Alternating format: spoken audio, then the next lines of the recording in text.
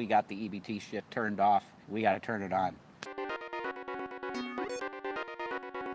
It says I'm live. That means it will be recorded and I'm live. So how the fuck has everybody been? It's been an extremely, I'd say, and definitely for us, it's been an extremely long period of time before we've done any kind of live stream. And there's good reason for that, trust me. There are events that preceded the buff weeb stuff that you're not really aware of at all, where things got a little bit dangerous up in our parts. What am I talking about? Yeah, I'm saying hi to everybody that's nice in chat. I like you. You're cool. You're always going to be cool in my book. But as per, my head doctor's advice, I don't read chats and live streams because it can make me extremely, almost psychotic. So I don't deal in live stream chats anymore. But I think Shani is the one that came up with the title for this. So I'll try and cover everything that's in that and better, But the personal thing is, let's just say we're not in PA and let's just say we're not in New York. And I'm going to leave it there. Because personal life shit now is what I call off limits in terms of me. Now, Shani's her own individual. And if someday she chooses to go back on and talk about personal shit, that's entirely her business, right? But for me, so I did very positive Christian videos. That's what I did, man. Then I got with Shani, and this is not any slight to her, because I know that's what everybody likes to do, and I'm sure I threw that shit around when I was on the circuit, on the Repsians, and doing all that shit in that very crazy fucking time. That was all a huge fucking mistake, and I literally take responsibility for it and say, yeah, I'm sorry that I was weak in the flesh and not obeying my vows in marriage with Shannon, which is in sickness and in health, and she was sick mentally. The thing with Will made her so fucking depressed that she was pushed into a pit, and I should have been at the edge of the pit going, hey, honey, take my hand. And I said to myself in my head, yeah, Jay, you did that. You tried to get her to go and fucking get mental help, and you knew she needed it. You tried that, and she wouldn't do it. Well, there's still a very important thing called love and marriage, love and marriage. Yeah, that fucking song. You do like watching me from time to time. I don't know why. Maybe because I'm not feeling horribly, insanely depressed right now, which has been my life almost every day for quite a while right now, because there's certain things going on that in personal life stuff that I'm going to say it, like it's a huge loss that I feel in my heart is for Gavin Kit Kats. And I know it's like, oh, it's a cat and blah blah blah. Yeah, but they literally like become your children if you don't have children. It's literally like, well, that's my baby, that's my baby. And losing that baby has been extremely fucking difficult. I've even had dreams where the boy was like pretty much in my arms, and it felt so real. So I have like that soul.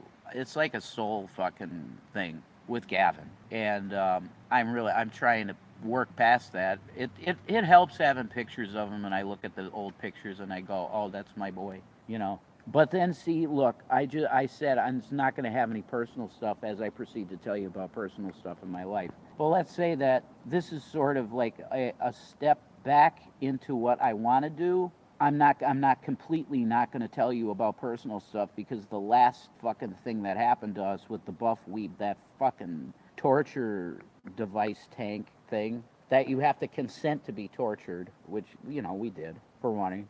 It's exploitation.